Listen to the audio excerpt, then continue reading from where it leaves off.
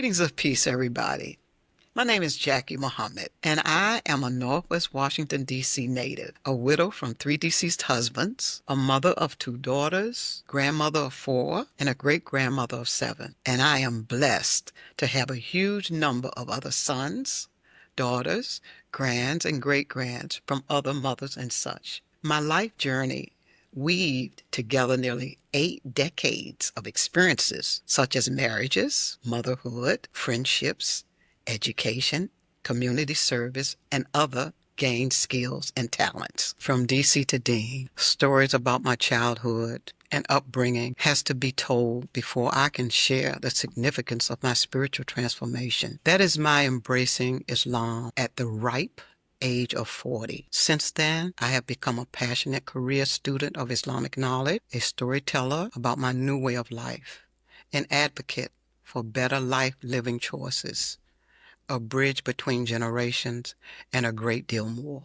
Okay, it's very important for me to say to you all that there are a lot of misconceptions about sharing personal stories of faith publicly. By me first understanding and addressing these misconceptions, I feel that I can share my faith stories more effectively and authentically. I will be focusing on personal experiences. I promise to be genuine and relatable. And I know and trust that a story can have a positive impact on others. Mentioning and explaining a few of those misconceptions first will help me to allow my audience to think independently.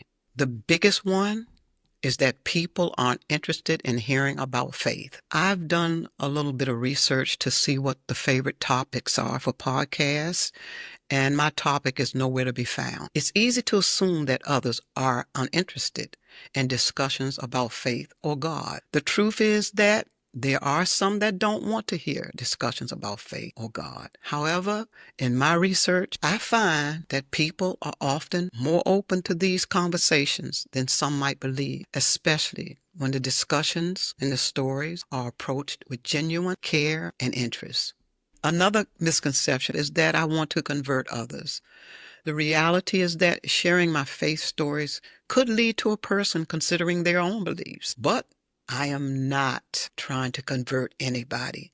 You be your way, I'll be my way. I would like to build connections and rapport. I would like to inspire hope and encouragement. Make my stories about my life relatable and understandable.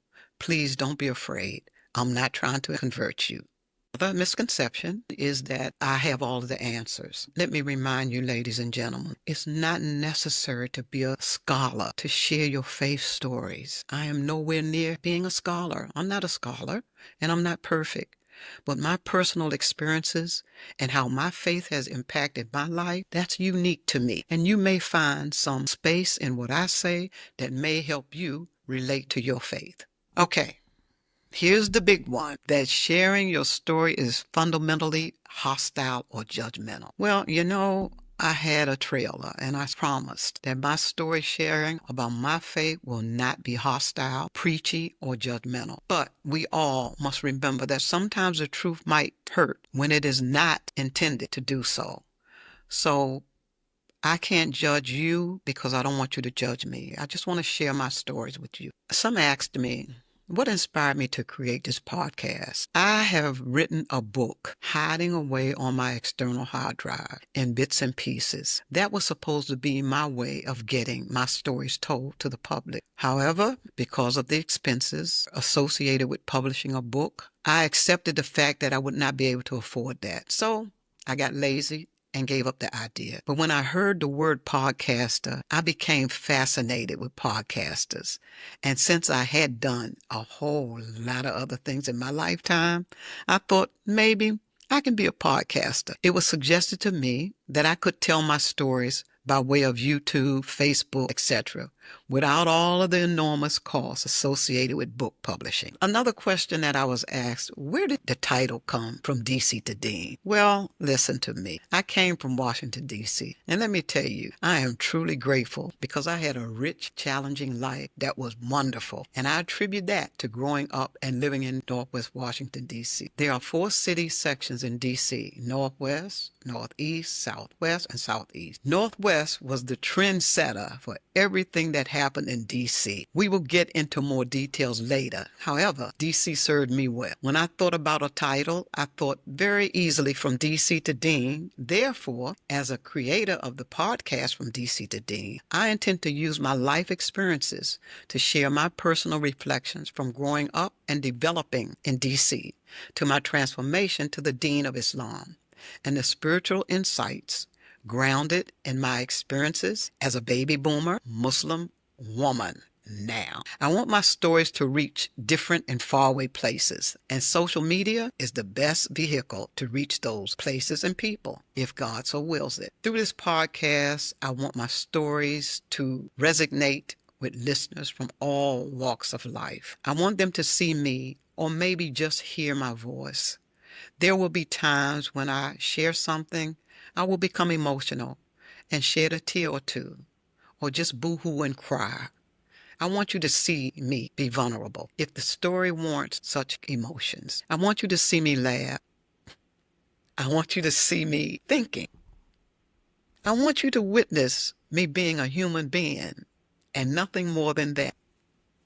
Because that is what we are all, humans. Actually, though, this form of media is better than the book for me because it is not as easy to convey the emotions in writing as it is when you see them being conveyed in person. I think that the delay in getting my stories out there in that book is good because I like this, and nothing can happen unless God wills it to happen. Okay, when we say From DC to Deen, we know what DC is, but Deen is a way of life. It's a way of life based upon obedience to laws and some authority, and a system of rewards. The reason that I'm choosing to do this podcast now is, well, I'm 77 years of age. If I don't start now, I may not get another opportunity to start sharing my life experiences. Now's the time. And I have a team of Gen Zs who's helping me, so I better take this opportunity while I have a chance. First of all, I hope to gain the attention of my grands and great-grands, my Gen Zs, my millennials, my daughters, my immediate family, and anybody that tunes in to listen, so that I may be able to share a reminder, something that they have not heard before, something that will allow them to think about life and the purpose of life, think about decisions that they make, teach them how to think independently, teach them how to love themselves and appreciate who they are, and teach them how to respect others. And at the same time, I'm hoping to learn a great deal from these episodes myself. My motto is, the teacher is always a student, and the student is always a teacher. Okay, so inshallah, which means if God wills it, my dear listeners, now, hopefully in the future, I'm going to promise you and myself that I will be your student and I will be your teacher. I would like to help you all experience some of the things that I have to share to help you be free and think for yourselves. You don't have to look like somebody else to be accepted. I myself had to go through those things too. And as a result of that, I think I'm the best looking woman in the world because I accept who God gave me, and I'm me. I'm not you. I can't be you. I will not try to be. So tune in next episode and let's tackle another subject. All right. Until then, peace.